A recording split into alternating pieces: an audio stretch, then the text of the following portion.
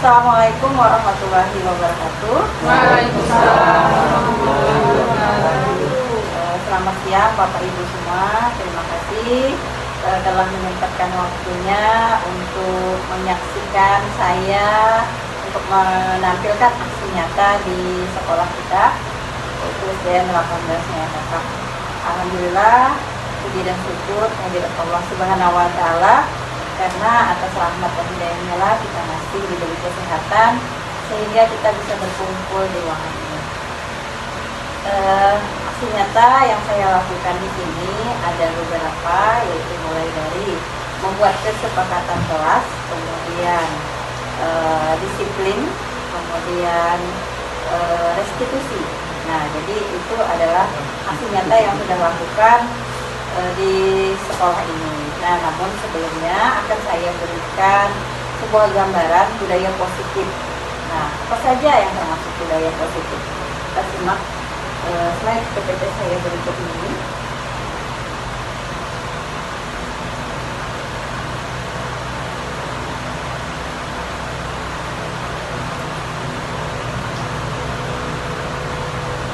Nah, budaya positif yaitu nilai-nilai keyakinan dan asumsi dasar yang tumbuh dan berkembang sesuai dengan nilai-nilai yang dianut dan diyakini di sekolah. Nah, jadi budaya positif itu adalah suatu keyakinan yang bisa kita tanamkan pada anak-anak kita.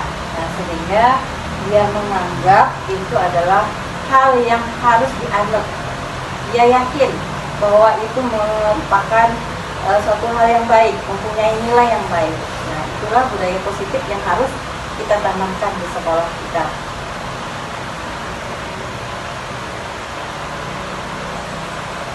Nah, yang pertama yaitu perubahan paradigma. Kemudian disiplin positif, keyakinan kelas, kebutuhan dasar manusia. Yang kelima, posisi kontrol, dan yang keenam, segitiga restitusi. Kita mulai dari perubahan paradigma.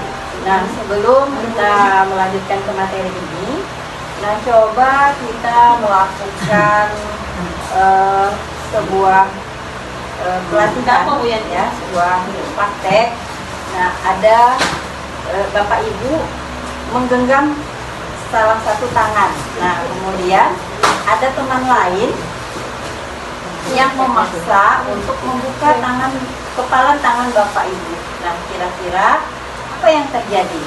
Anggap saja yang ibu kepala ini adalah sebuah hal yang berharga, tetapi ada orang lain yang memaksanya untuk membuka. Nah, coba Bapak Ibu praktekkan. Kira-kira jika ada orang lain yang merayu ibu atau menggoda ibu, kemudian mengasut supaya dia membuka kepala ibu, kira-kira apa keputusan yang ibu ambil? Sementara kepala yang Bapak Ibu pegang ini adalah suatu hal yang berharga. Nah, kalau menurut Bapak Ibu bagaimana? Coba salah satu, mungkin ada yang bisa berkomentar. Misalnya Ibu Rati, nah, menggenggam sebuah barang yang berharga, tetapi Ibu Fitri ini memaksa sampai dia ingin memberikan Bu Rati uang. Nah, apa keputusan Bu Rati? Lepaskan saja. Oke, terus ada lagi? Tetap mempertahankan. Pak Ustaz. Mempertahankan. Nah, berarti, ini adalah sebuah mindset bahwa kita itu tidak bisa diatur orang lain. Jadi mulai sekarang kita itu merubah paradigma bahwa kita itu mempunyai keyakinan tersendiri. Kita tidak bisa diatur orang lain. Nah, begitu juga murid-murid kita. Nah, kita harus memberikan arahan kepada mereka bahwa hal yang mereka lakukan seperti ini kalau mereka melakukan hal yang seperti ini. Nah, sehingga mereka itu bisa mengontrol diri sendiri untuk melakukan hal-hal yang positif. Nah, di sini menurut Diane Gosan, dia itu mengaitkan disiplin dengan kontrol. Nah, menurut beliau, ilusi guru itu bisa mengontrol murid. Kemudian yang kedua, ilusi bahwa semua penguatan positif efektif dan bermanfaat. Ilusi bahwa kritik dan membuat orang merasa bersalah dapat menguatkan karakter. Kemudian ilusi bahwa orang dewasa memiliki hak untuk memaksa. Nah, jadi mulai sekarang kita harus merubah paradigma kita bahwa kita itu tidak bisa mengontrol orang lain, tetapi dirinya sendirilah yang akan mengontrol diri mereka masing-masing. Nah, kemudian bahwa kita ini tidak bisa dipaksa.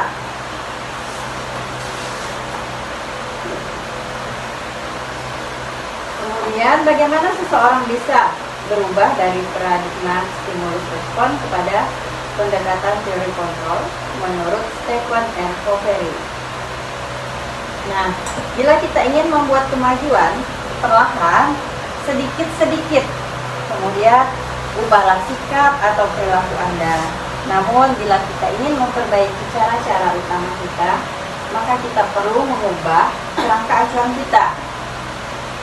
Ubahlah bagaimana Anda melihat dunia.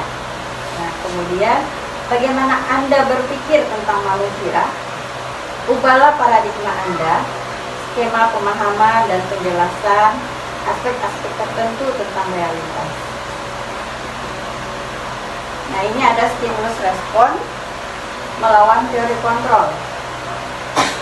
Nah, stimulus respon tentang dunia, realita, bahwa itu menyatakan kebutuhan kita sama, tetapi kenyataannya kita itu berbeda.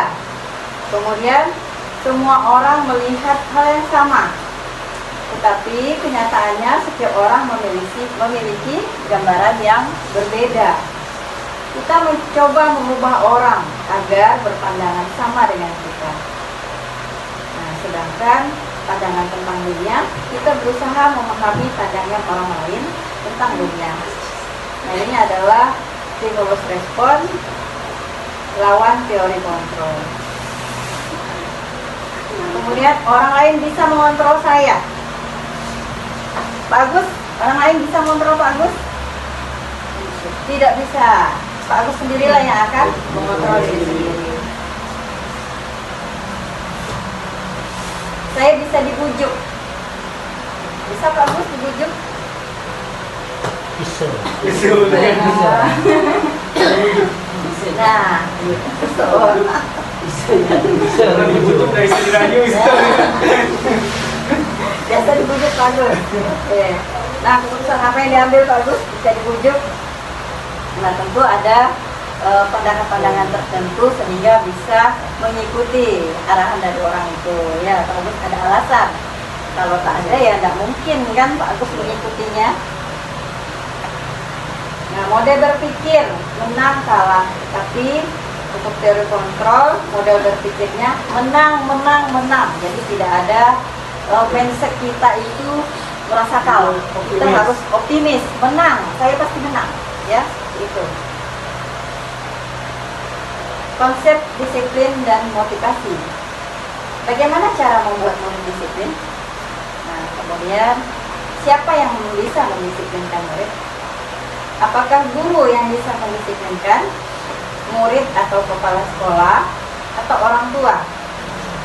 Murid atau murid itu sendiri. Nah, kira-kira siapa yang bisa mendisiplinkan murid?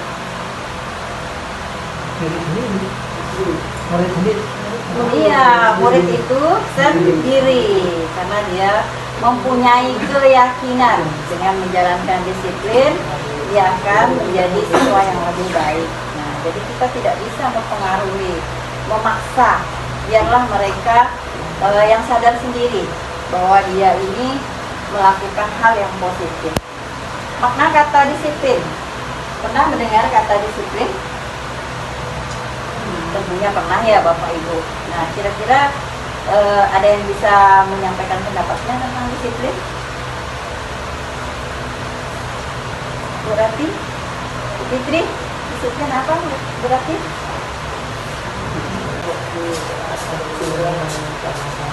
teratur, ya, tepat waktu. Nah, itulah yang sering ya dianggap orang bahwa disiplin itu sama dengan teratur, kemudian tepat waktu. Padahal itu sangat berbeda, ya. Karena disiplin itu tidak dengan memberi hukuman. Karena kalau kita teratur, kan tepat waktu, ujung-ujungnya pasti ada hukuman kalau anak tidak tepat waktu. Nah, tapi disiplin positif di sini diharapkan ya murid itu sendiri yang mendisiplinkan dirinya. Jadi tidak ada hukuman. Nah, kecuali memang sudah keterlaluan, itu sebagai titik akhir, sudah menjadi titik akhir. Tapi di dalam paradigma saat ini mengharapkan tidak ada hukuman kepada murid.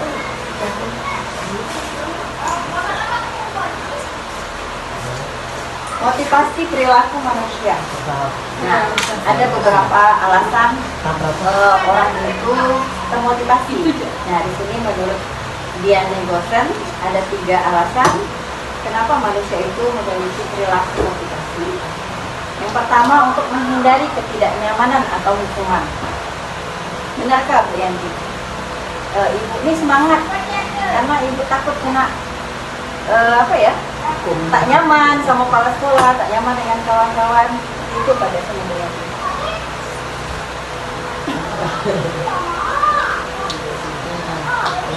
Iya, karena rasa tidak nyaman biasanya ya, sehingga kita termotivasi datang tepat waktu ke sekolah. Kemudian untuk mendapatkan imbalan atau penghargaan dari orang lain, nah itu biasanya kita lihat pada murid-murid kita ya. Nah, kalau dikasih hadiah, dia suka. Nah, tetapi yang kita harapkan di saat ini ya, nah yaitu pada motivasi yang ketiga, untuk menjadi orang yang mereka inginkan dan menghargai diri sendiri dengan nilai-nilai yang mereka percaya. Nah, jadi motivasi inilah yang kita harapkan tumbuh pada murid-murid kita yang ada di sekolah ini. Tujuan dari disiplin positif yaitu menanamkan motivasi yang ketiga tadi ya, yaitu untuk menjadi orang yang mereka inginkan dan menghargai diri sendiri dengan nilai-nilai yang mereka percaya. Nah, kenapa ketika murid-murid kita memiliki motivasi tersebut, mereka telah memiliki motivasi intrinsik yang berdampak. Nah, dengan motivasi ini orang akan menjadi seperti apabila saya melakukannya, ya mereka melakukan sesuatu karena nilai-nilai yang mereka yakini dan hargai, dan mereka melakukannya karena mereka ingin menjadi orang yang melakukan nilai-nilai yang mereka yakini tersebut. Nah, ini adalah motivasi yang akan membuat seseorang memiliki disiplin positif, karena motivasi yang ketiga ini berperilakunya bersifat internal, bukan eksternal. Jadi bukan paksaan dari orang lain, tetapi dalam diri si murid itu sendiri. Nah, tugas kita sebagai pendidik itu apa? Yaitu menciptakan anak-anak yang memiliki disiplin diri, sehingga mereka bisa berperilaku dengan mengacu pada nilai-nilai kebijakan universal dan memiliki motivasi intrinsik. Nah, ini adalah implementasi disiplin diri. Ya, saya mulai dari kelas saya. Nah, di sini saya mengarahkan murid saya bahwa cuci tangan itu bermanfaat untuk kebersihan mereka. Nah, dengan mengarahkan mereka, berharap mereka itu meyakini apa yang saya arahkan, sehingga mereka selalu menjalankan cuci tangan sebelum masuk kelas. Nah, kemudian berbaris di depan kelas. Nah, ini saya memberikan arahan kepada mereka bahwa dengan berbaris di depan kelas, mereka ini telah melakukan hal positif, yaitu terutama budaya mengantri masuk kelas. Kemudian saya bisa memeriksa mereka sudah rapi atau belum, kemudian memeriksa kebersihan tubuh mereka, mulai dari kukunya, kemudian mulai dari rambutnya. Nah, jadi arahan-arahan inilah yang saya sampaikan kepada mereka, sehingga mereka bisa meyakini dan melakukan disiplin berbaris di depan kelas. Nah, berdoa sebelum dan sesudah belajar. Nah, tentunya sudah bukan hal yang itu lagi ya di sekolah ini. Memang harus, iya, sebelum belajar berdoa dan sesudah belajar. Nah, kalau di kelas saya itu biasanya saya lakukan dengan bernyanyi. Nah, misalnya tangan di atas menggapai bintang. Nah, seperti itu. Nah, jadi dengan hiburan-hiburan seperti itu, siswa menjadi bersemangat untuk melakukan pembacaan doa, karena biasanya kelas 1 itu kan masih banyak yang belum hafal. Nah, sehingga dengan lagu-lagu tersebut diharapkan ya bisa termotivasi buat mereka.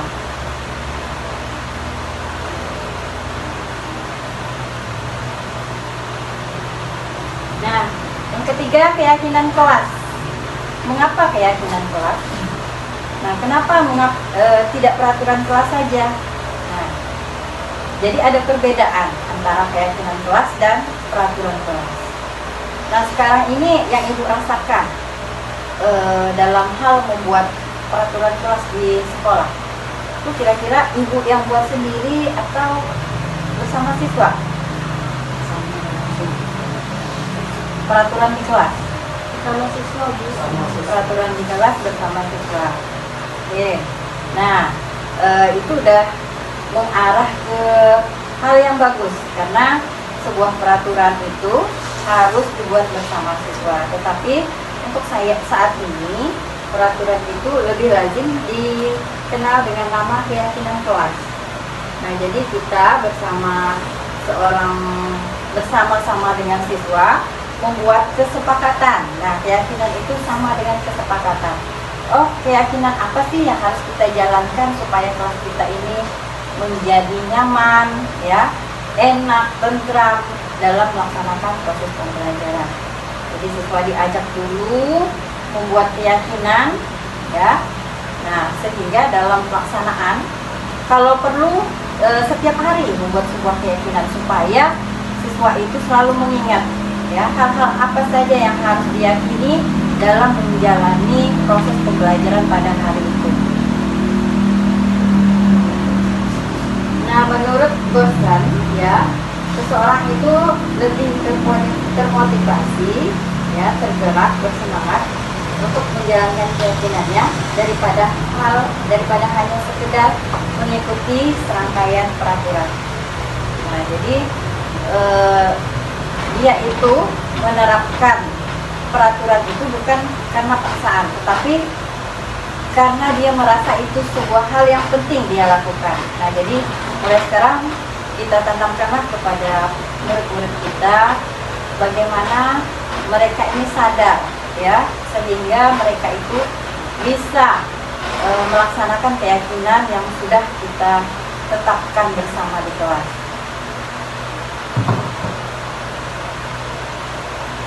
Pembentukan keyakinan kelas. Nah, di sini keyakinan kelas bersifat lebih abstrak daripada peraturan yang lebih rinci dan konkret, ya, karena dibahas dengan secara bersama. Kemudian keyakinan kelas berupa pernyataan-pernyataan universal. Jadi setiap anak memberikan pernyataannya, keyakinan apa yang mereka inginkan. Nah, keyakinan kelas hendaknya tidak terlalu banyak sehingga mudah diingat oleh peserta didik kita. Kemudian selanjutnya, keyakinan kelas sebaiknya sesuatu yang dapat diterapkan di lingkungan tersebut. Nah, sesuatu yang bisa diterapkan. Jadi itu hal-hal yang bisa nyata mereka lakukan. Nah, misalnya tidak membuat keributan di kelas. Nah, itu tentu mereka bisa melakukannya. Mengumpulkan tugas tepat waktu, ya. Nah, seperti itu.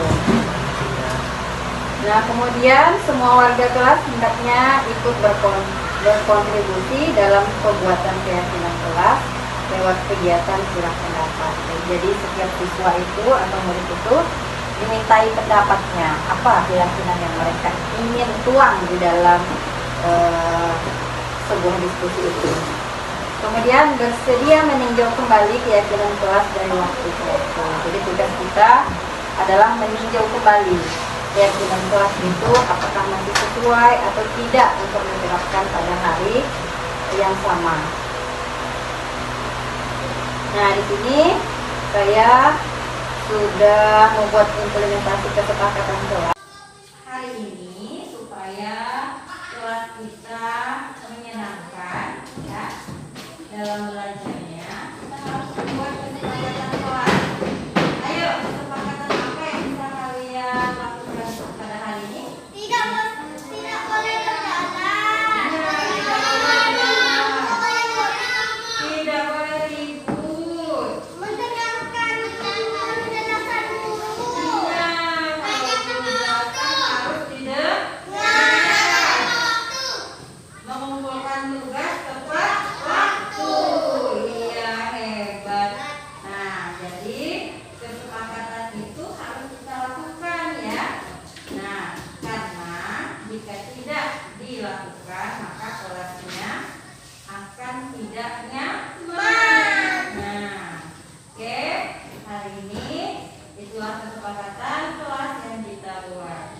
Sip. Waalaikumsalam. Fitri, masuk Fitri. Oke, makan dulu Fitri. Oke, apa kabar Fitri? Alhamdulillah. Makasih ya Fitri. Ibu minta waktunya sebentar di sini. Boleh? Boleh. Kamu tahu kenapa Ibu panggil? Oh, enggak tahu.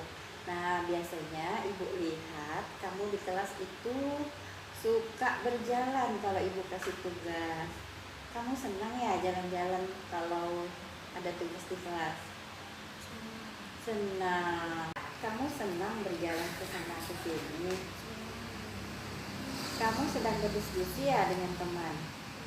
Iya, berdiskusi. Kamu pasti punya alasan kan sering berjalan ke sana. Apa alasan kamu, Fitri?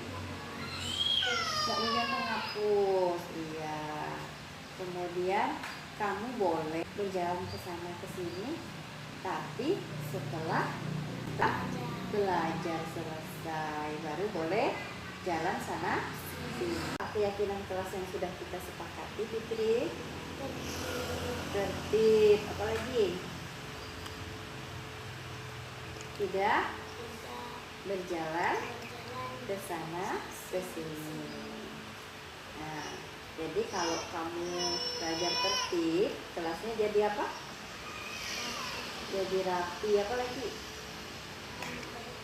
Tertib, jadi tenang kan? Nah, suasana belajar jadi nyaman.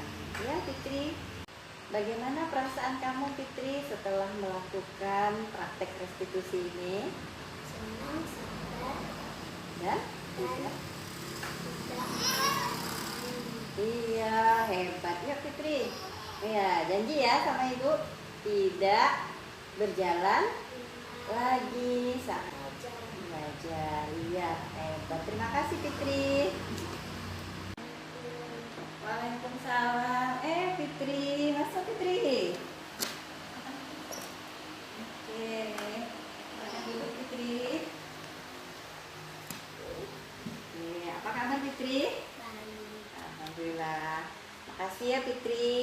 Ibu minta waktunya sebentar di sini. Boleh? Boleh. Kamu tahu kenapa Ibu panggil? Oh, enggak tahu. Nah, biasanya Ibu lihat kamu di kelas itu suka berjalan kalau Ibu kasih tugas. Kamu senang ya jalan-jalan kalau ada tugas di kelas? Senang. Kamu senang berjalan ke sana ke sini. Kamu sedang berdiskusi ya dengan teman? Iya, berdiskusi. Kamu pasti punya alasan kan sering berjalan ke sana. Apa alasan kamu, Fitri? Nggak punya penghapus, iya. Kemudian kamu boleh berjalan ke sana ke sini, tapi setelah belajar selesai baru boleh jalan sana sini. Keyakinan kelas yang sudah kita sepakati, Fitri. Tertib, apalagi? Tidak berjalan ke sana ke sini. Nah, jadi kalau kamu belajar tertib, kelasnya jadi apa? Jadi rapi, apa lagi? Tertib, jadi tenang, kan? Nah, suasana belajar jadi nyaman. Ya, Fitri. Bagaimana perasaan kamu, Fitri, setelah melakukan praktek restitusi ini? Senang, sabar, Dan? dan Iya, hebat ya, Fitri. Iya, janji ya sama Ibu, tidak berjalan lagi saat belajar. Iya, hebat. Terima kasih, Fitri. Tadi kita sudah sampai ke keyakinan kelas. Nah, yang selanjutnya itu kebutuhan dasar manusia. Nah, manusia itu ada beberapa kebutuhan dasarnya, yaitu kesenangan, cinta dan kasih sayang, kemudian kebebasan dan penguasaan.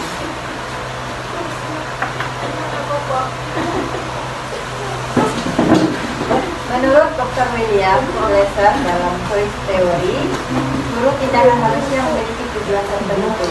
Semua yang kita lakukan adalah usaha terbaik kita untuk mendapatkan apa yang kita inginkan.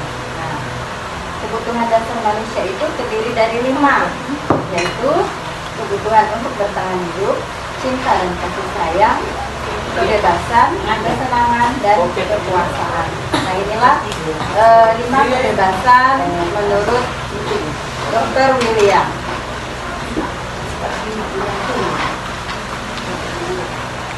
Nah, namun di sini saya rangkum 5 kebutuhan dasar hidup manusia, yaitu yang pertama kebutuhan bertahan hidup. Nah, yaitu yang bersifat psikologis untuk tetap bertahan hidup, seperti makan, minum, ya, itu adalah kebutuhan yang harus kita penuhi untuk mempertahankan hidup atau survival. Kemudian cinta dan kasih sayang. Nah, menurut Pak Sigit, bagaimana untuk memenuhi kebutuhan cinta kasih sayang ini? Kita kasih sayang terhadap saudara didik. Ya, Kalau saya yang penting kita dekat dengan anak. dekat dengan anak. Apa yang membuat anak itu menjadi beban di dalam pelajaran kita tanyakan. Ya, menganggap Kan? anak itu Salah satu bentuk perhatian kasih sayang kita ke anak kan.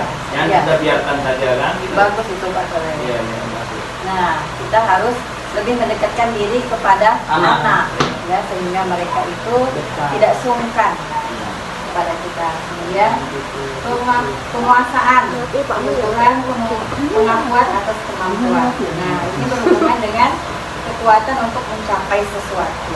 Nah, seperti kita sebagai seorang guru dalam proses pembelajaran, tentu hal yang ingin kita capai itu sudah kita tentukan setiap proses pembelajaran. Apa namanya biasanya? Suatu hal yang ingin kita capai biasanya dalam pembelajaran. Seingat Bapak Ibu, apa Bu Asna?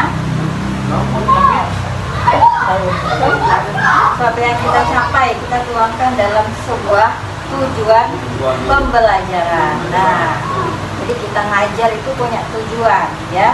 Nah, dengan punya tujuan itulah maka kita termotivasi untuk mencapai tujuan tersebut. Kemudian kebebasan. Nah, kebebasan di sini untuk bebas, ya, bebas mandiri tanpa paksaan dari orang lain, ya, itu. Kemudian kesenangan. Nah, kebutuhan kesenangan ini adalah untuk mencari kesenangan seperti apa misalnya supaya anak senang di kelas. Kita biasanya menciptakan sebuah apa? Bu Rati nih yang biasa saya dengar nih, supaya anaknya termotivasi. Nah, dia menciptakan apa suasana di kelasnya? Biasa Bu Rati menciptakan apa ya Bu Rati di kelas? Biasanya sih Bu, kalau udah anak-anak tuh mulai bosan saat kita ngajar, saya selingi dengan kayak ice speaking, menyanyi, atau dengan gaya-gaya yang lucu. Kadang saya bilang kita senam yuk sama-sama, itu meloncat ke kiri dan ke kanan, seperti itu aja sih biasanya. Ya, tepuk tangan buat Ibu Rati. Ya, ini adalah guru yang patut kita contoh Bapak Ibu. Nah, sekarang kita harus merubah mindset kita bahwa anak itu bukanlah seorang gelas kosong, ya. Mereka itu sebenarnya punya kekayaan di dalam diri, tapi tugas kita itu adalah menggalinya. Nah, untuk menggalinya tentunya harus punya motivasi, kita motivasi mereka sehingga dengan bermain ice breaking. Nah, mereka setelah ice breaking tentu punya wawasan ya untuk mengikuti pelajaran kita pada tahap berikutnya. Jadi kita buka dulu pikirannya sehingga dia bisa termotivasi. Nah, ada kemudian yang selanjutnya yaitu 5 posisi kontrol. Nah, ini biasanya yang mengontrol perjalanan disiplin di dalam kelas. Yang pertama adalah penghukum, kemudian membuat orang merasa bersalah, kemudian teman karena merasa menjadi teman, ya. Kemudian pemantau karena merasa dirinya dipantau sehingga dia ingin tetap melakukan atau menjalankan sebuah kedisiplinan. Nah, namun di dalam CGP ini kita harapkan ya kami diberikan pengetahuan untuk menjadi seorang manajer. Nah, manajer ya. Bagaimana seorang manajer? Nah, di sini. Manajer adalah posisi mentor di mana dulu berbuat sesuatu bersama dengan murid.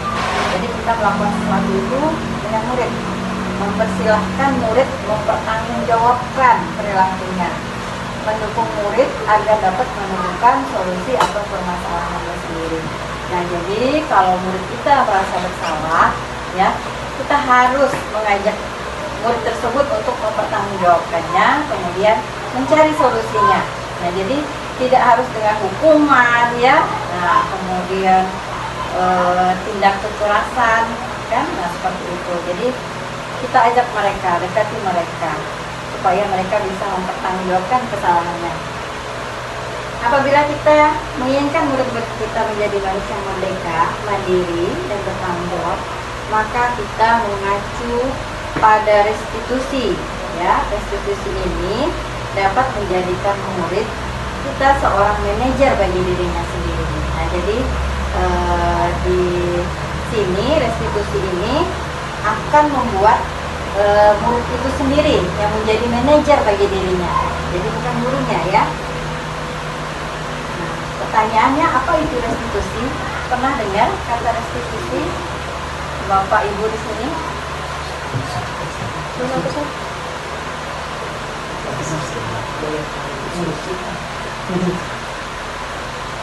Terasi, ya. Permohonan restitusi. Ada lagi? Nah, restitusi kita bahas ya untuk restitusi. Yang restitusi itu adalah cara menanamkan disiplin positif pada murid. Itu namanya restitusi. Nah, menurut Gosdan, restitusi itu adalah proses menciptakan kondisi bagi murid untuk memperbaiki kesalahan mereka sehingga mereka bisa kembali pada kelompok mereka dengan karakter yang lebih baik. Nah, jadi kalau murid nakal, ya kan biasanya kita kenal, oh anak itu nakal. Nah, jadi tugas kita sekarang adalah merestitusi anak tersebut sehingga dia itu bisa menjadi anak yang lebih baik lagi. Nah, kan biasa kita adalah dia itu nakal untuk kebaikan. Nah, itu ada caranya, ya. Nah, di sini ada beberapa langkah yang bisa kita lakukan kepada murid kita agar dia bisa mengikuti restitusi. Yang pertama, menstabilkan identitas, kemudian validasi tindakan yang salah, kemudian menanyakan keyakinan. Nah, menstabilkan identitas.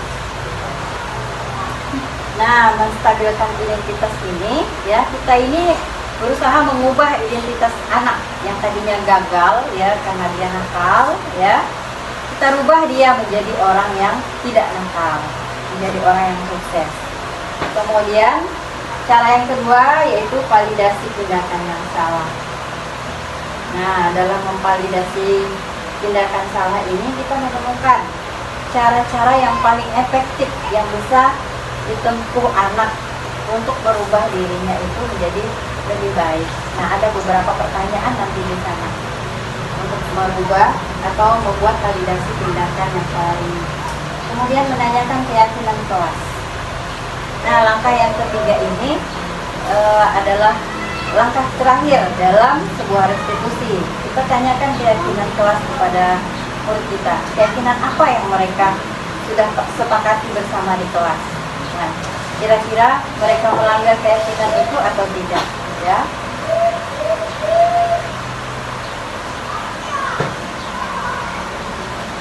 Nah, ini videonya.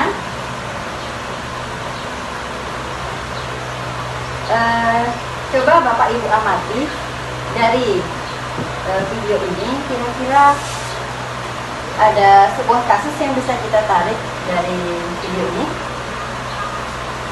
Amati.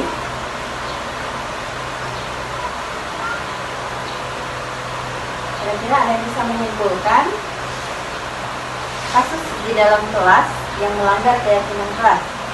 Kira-kira ini bisa dijadikan kasus atau tidak di dalam kelas?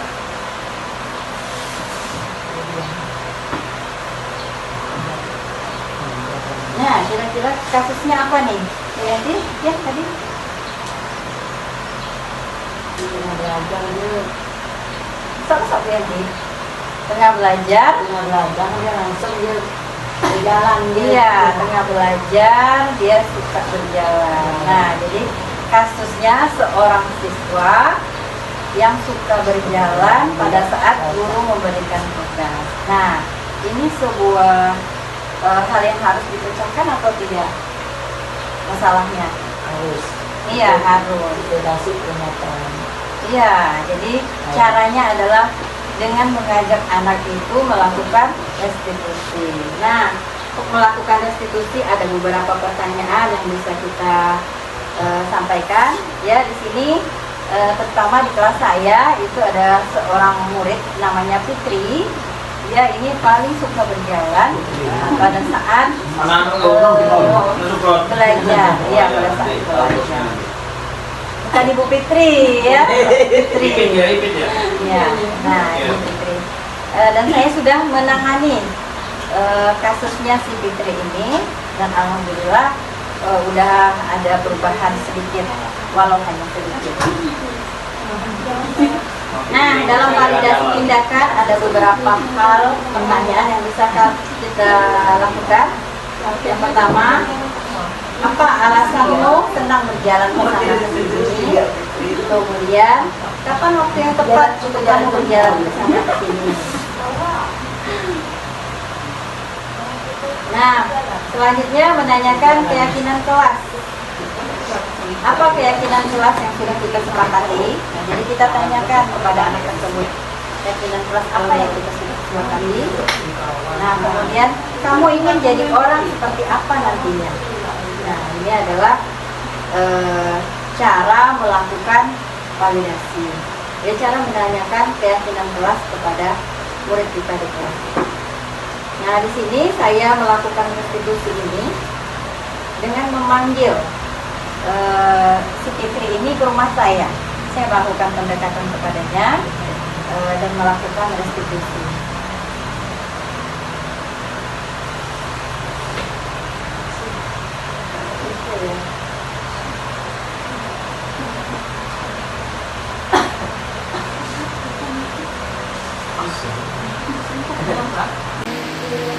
Waalaikumsalam.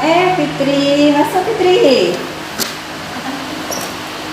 Oke, duduk Fitri. Oke, apa kabar Fitri? Alhamdulillah. Makasih ya Fitri. Ibu minta waktunya sebentar di sini, boleh? Boleh. Kamu tahu kenapa Ibu panggil? Oh, nggak tahu. Nah, biasanya ibu lihat kamu di kelas itu suka berjalan kalau ibu kasih tugas. Kamu senang ya jalan-jalan kalau ada tugas di kelas? Senang. Kamu senang berjalan ke sana ke sini. Kamu sedang berdiskusi ya dengan teman? Iya, berdiskusi. Kamu pasti punya alasan kan sering berjalan ke sana. Apa alasan kamu, Fitri? Nggak punya menghapus. Iya. Kemudian kamu boleh berjalan ke sana ke sini, tapi setelah belajar selesai baru boleh jalan sana sini. Keyakinan kelas yang sudah kita sepakati, Fitri. Tertib. Apalagi? Tidak berjalan ke sana ke sini. Nah, jadi kalau kamu belajar tertib, kelasnya jadi apa? Jadi rapi. Apa lagi? Tertib, jadi tenang kan? Nah, suasana belajar jadi nyaman. Ya, Fitri. Bagaimana perasaan kamu, Fitri, setelah melakukan praktek restitusi ini?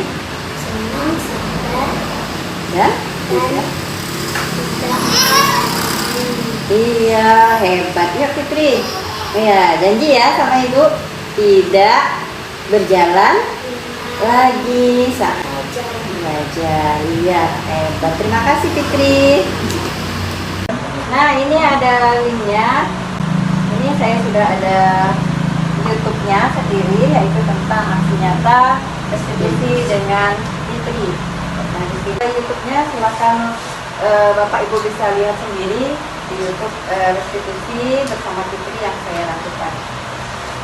Nah, hari ini Bapak Ibu sudah mengikuti atau menyimak aksi nyata yang sudah saya lakukan.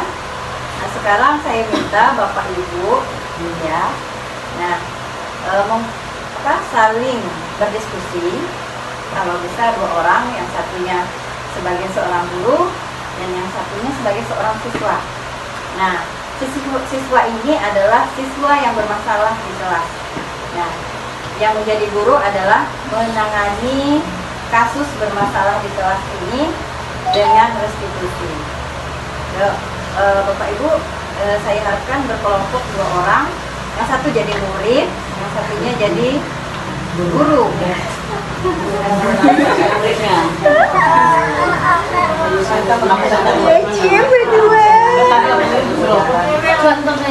Ayo, siapa yang bisa jadi guru? Ada yang jadi guru, ada yang jadi murid. Yang sudah pernah menangani dari zaman dahulu, yang tua-tua nih. Iya dong,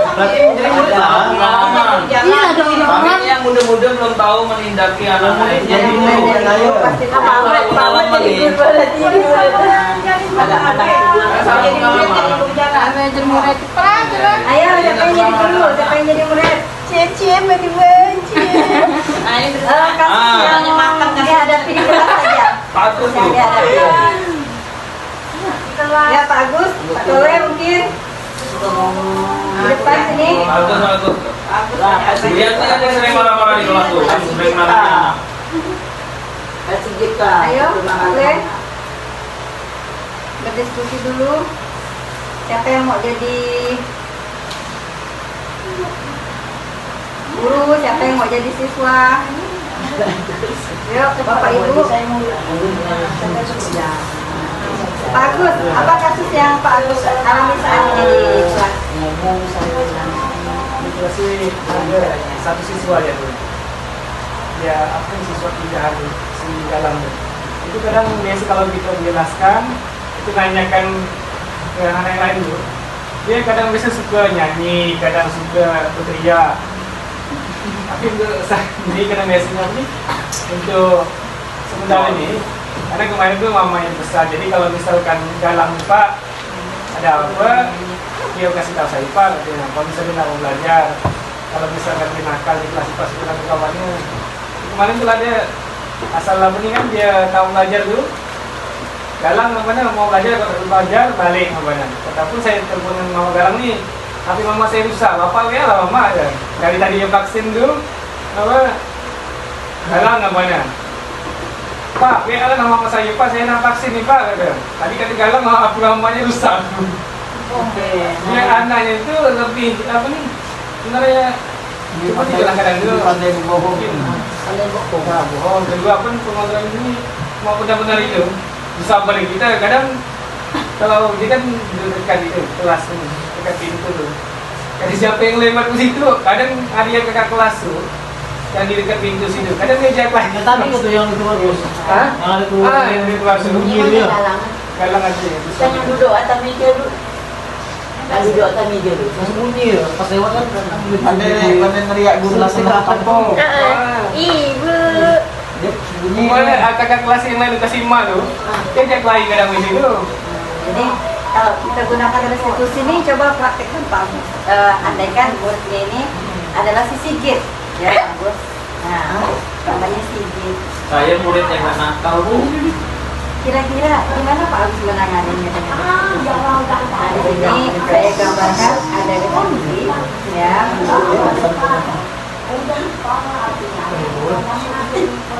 Ajak nongkrong ya Pak. Diajak nongkrong. Itu siapa nih? Anak kemana? Kenapa Pak Agus? Ayo video kan dulu.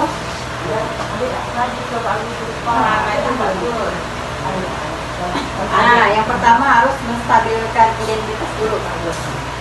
Nah, sekarang buat pertanyaan dengan Pak Sigit. Pak Sigit boleh pindah di sini Pak Sigit? Pak Sigit, yang di situ pindah. Kalau saya namanya Fitri bukan Sigit. Apa masalah apa? Ada Pak Gus. Nah, menstabilkan identitas. galang. Nah, seolah-olah ini galang. Kira-kira gimana Pak Agus? Menstabilkan identitas.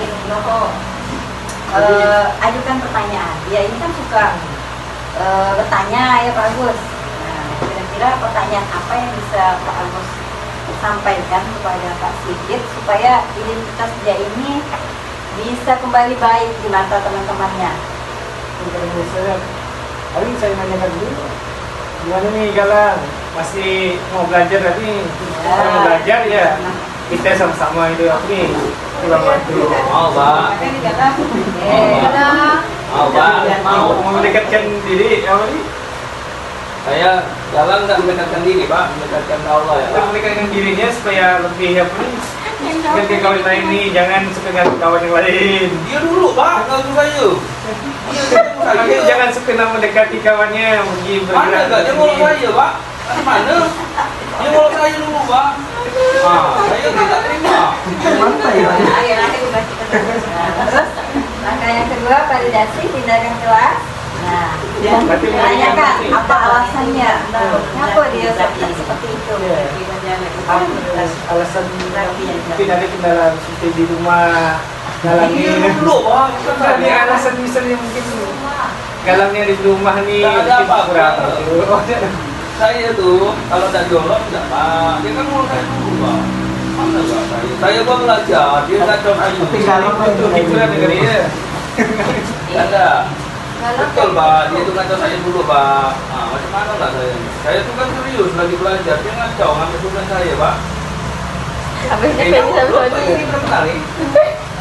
Guru Oke, ketawa-ketawa. selanjutnya menanyakan keyakinan kelas. Nah, Pak Agus silakan bertanya kenapa keyakinan kelas apa yang sudah kita sepakati bersama. Biasanya Pak Agus keyakinan kelasnya apa di kelas? Kalau berhubungan dengan kasusnya yang tadi, Contohnya, menghargai pendapat orang lain dulu ya. Nah, karena kan Bapak sambil ngomong ini, siapa namanya? Dia pun suka nak merocos bertanya. Nah, seharusnya kan yaitu keyakinan kelasnya harus dijalankan. Tunggu dulu bapaknya ngomong, barulah dia bisa ngomong ya. Jadi bapak tanyakan. Jadi awalnya bapak buat keyakinan kelas, dan setelah itu jika dia melanggar, maka tanyakan kembali kepada anaknya kira-kira apa yang sudah kita sepakati bersama. Nah, sehingga anak tersebut bisa kembali lebih baik lagi. Nah, semoga nanti restitusinya berhasil ya Pak Ayu. Kalau mereka disuruh nyanyi itu, kalau sekarang sih ini nggak saya kan, jangan nanti nyanyi. Cuma sekarang ini pandai macam itu ya, mandang di ke atas nih, mata jeliling bukan bisa sebut ya. Dan sekarang di giliran itu Bu, coba kami yang pengen tahu gak yang syarat-syarat pengalaman nih, boleh gak berbagi? Ini kan udah Ya, mungkin Bapak- puluhan tahun menghadapi Iya, siswa-siswa yang lebih nakal kan? Iya, lebih lama masa Oh, kerjanya. tapi zaman dulu malah lebih nakal-nakal kayaknya. Bagus dulu udah nakal. Ah, inilah. Sekarang Nah. sekolahnya Kira-kira gimana nih Bu Aji? Atau ada Bu triknya Aji lah, ini banyak triknya lah. pengalaman nih. Berbagilah. Nah, Asam coba kami kan baru makan asamnya, kalau kami asam garam dah. Iya. Kira-kira Bapak Ibu guru ini mengalami masalah atau kasus Iya betul. dengan siswanya. Kira-kira menurut Bu Aji ya, Gua aja. Bu Aja, Kau aja lagi. bagaimana caranya Bu Aji menyelesaikan kasus di kelas kita, misalnya anaknya suka apa ya? Suka Jalan ya, Mas? ngomong lah di Oh. kelas. Nah, kira-kira gimana? dekati, kalau saya sih dekati. Terus? Jangan ngomong, ya nggak pernah belajar. Dengarkan guru, terangkan, baik kita kamu, baik berhasil. Nah, ini buat sekali suka ngomong. Si Hasna suka ngomong. Amin karena mau sekolah pada Saya ini sakit tadi itu. Gantung, gantung. Suka ngomong kan? Oh, itu alasannya kenapa dia sering lolos ke sekolah. Seminggu itu saya tidak masuk. Sudah masuk. Banyak apa? Lihat saya tadi. Saya ini mau vaksin Bu tapi ditinggalkan Bapak. Anak-anak tuh tadi banyak mau vaksin. Anak-anak yang banyak vaksin. Bapak marah. Tapi dia bawa dengan kayak Vaksin ya. anak-anak Ini adalah langkah restitusi yang bisa Bapak Ibu terapkan di kelas masing-masing. Yang pertama harus menstabilkan identitasnya, kemudian memvalidasi tindakan, ya, kemudian menanyakan keyakinan kelas. Nah, ini adalah cara yang bisa Bapak Ibu terapkan di kelas jika Bapak Ibu mengalami sebuah masalah di dalam kelas, terutama mengatasi siswa-siswa yang suka membuat keributan di kelas. Oke, sampai di sini. Nah, kira-kira apa yang sudah Bapak Ibu dapatkan hari ini? Dari awal tadi saya sampaikan dan sampai jam saat ini, kira-kira pengetahuan apa yang sudah bisa terkait di memori Bapak Ibu?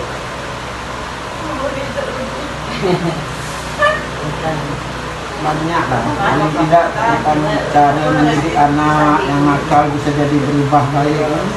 Ya, anak nakal bisa bagaimana cara supaya anak nakal lebih baik.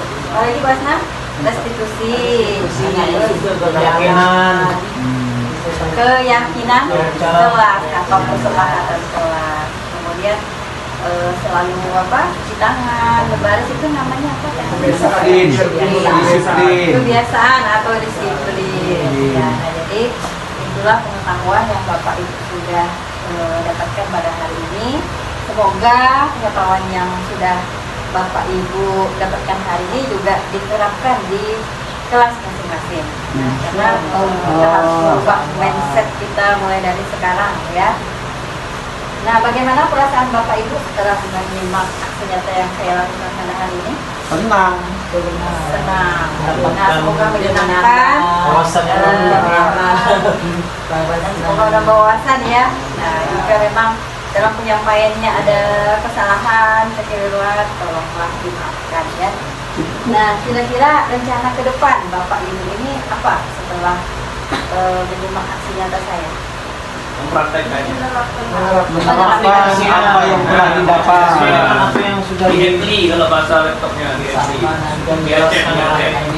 Iya, dan satu hal yang paling harus Bapak Ibu tanamkan pada diri, yaitu kontrol diri. Nah, jadi kita itu jangan merubah atau termodifikasi karena kita takut tidak enak, tidak nyaman, tetapi kontrol diri kita itu menjadi seorang manajer, bahwa kita seorang guru di sekolah ini adalah manajer bagi murid-murid kita. Nah, tugas kita adalah membuat murid kita itu menjadi manajer juga.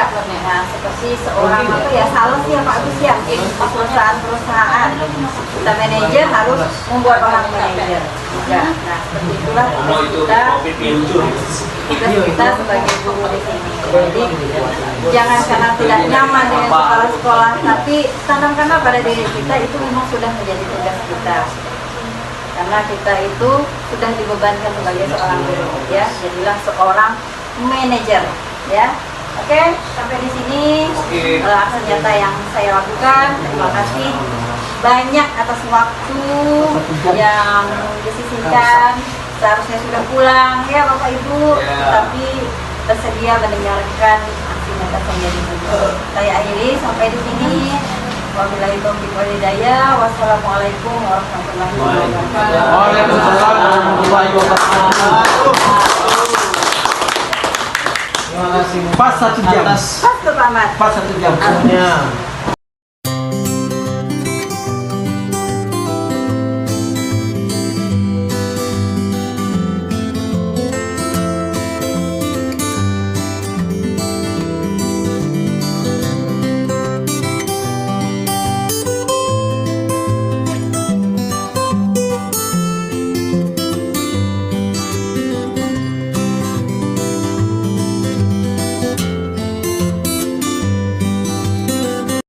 Assalamualaikum warahmatullahi wabarakatuh. Perkenalkan, nama saya Ibu Sulastri SPD dari SDN 18 Sungai Kakap.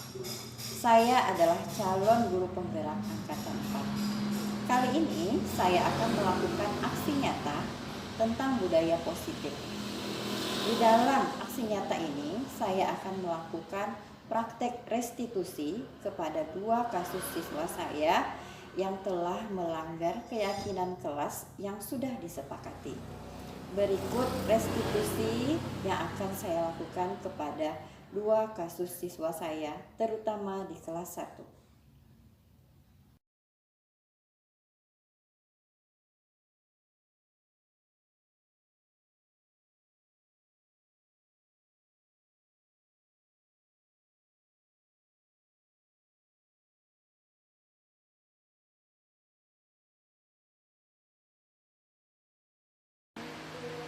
Waalaikumsalam.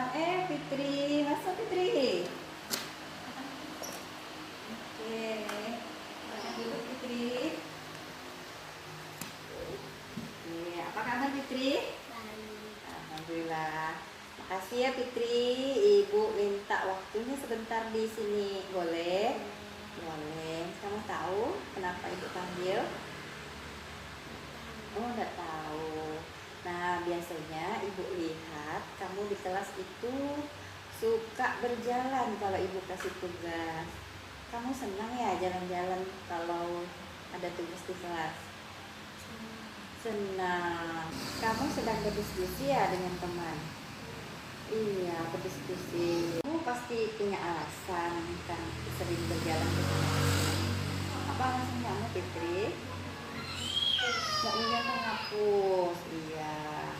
Kemudian kamu boleh berjalan ke sana ke sini, tapi setelah belajar selesai baru boleh jalan sana sini. Keyakinan kelas yang sudah kita sepakati, Fitri. Tertib, apalagi? Tidak berjalan ke sana ke sini. Nah, jadi kalau kamu belajar tertib, kelasnya jadi apa? Jadi rapi, apa lagi? Tertib, jadi tenang, kan? Nah, suasana belajar jadi nyaman. Ya, Fitri. Bagaimana perasaan kamu, Fitri, setelah melakukan praktek restitusi ini? Senang, sabar, Iya. Iya, hebat ya Fitri. Ya, janji ya sama ibu tidak berjalan lagi saat belajar. Iya, hebat. Terima kasih Fitri.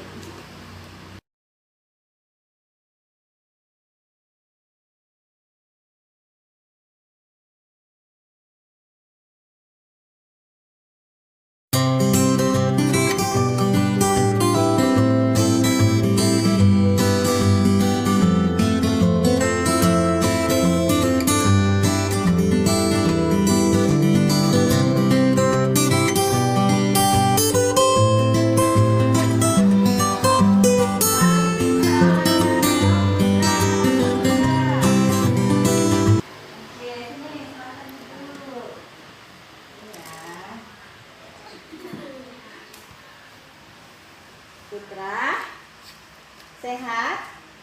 Sehat. Ibu minta waktunya sebentar hari ini ya. Kamu tahu kenapa ibu panggil? Nggak tahu ya. Nah, ibu lihat kamu kalau di kelas, kamu ini kan paling pintar ya di kelas. Tetapi ibu lihat kamu senang berbicara kalau tugasnya sudah selesai. Kamu senang ya, Putra? Kamu senang ngomong-ngomong sama kawan? Senang. Kalau kamu sering ngajak kawannya berbicara atau temannya berbicara, nanti temannya selesai tidak pekerjaan temannya? Tidak. Nah, kamu sering berbicara ini tentu punya alasan ya. Apa alasan kamu suka berbicara dengan teman kalau pekerjaan sudah selesai? Oh, bingung mau ngerjakan apa lagi ya?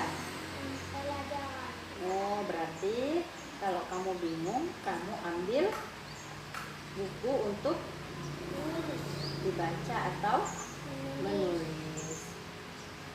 Putra, kamu itu harus bangga karena kamu paling pintar di kelas. Kamu boleh ngomong dengan teman, tapi kamu harus menambahkan akhlak yang baik.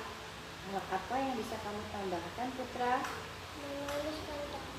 Menulis dengan tertib. Terus? Belajar dengan rajin. Hebat. Apa keyakinan kelas yang sudah kita sepakati, Putra? Iya, belajar dengan tertib. Jika kamu tidak mengganggu temanmu, maka pekerjaannya cepat selesai. Putra, nah kamu ingin jadi orang seperti apa, Putra? Pak Ustadz. Pak Ustadz itu anaknya pintar. Apa lagi? Tertib. Iya. Kemudian jadi anak soleh ya. Oke. Terima kasih Putra. Nah, sekarang Ibu mau menanyakan perasaan kamu setelah Ibu melakukan restitusi ini. Bagaimana perasaan kamu, Putra, setelah melakukan langkah restitusi ini? Sadar, senang, dan gembira. Terus? Harus apa lagi? Tetap semangat dan tidak mengulangi. Iya, apa yang tidak akan kamu ulangi? Iya, mengganggu teman. Hebat Putra. Oke Putra, terima kasih. Janji ya sama Ibu tidak akan. Oke, belajar dengan tertib. Terima kasih. Demikianlah aksi nyata budaya positif yang saya lakukan pada hari ini dalam hal menangani kasus siswa dengan langkah restitusi. Saya akhiri. Wassalamualaikum warahmatullahi wabarakatuh.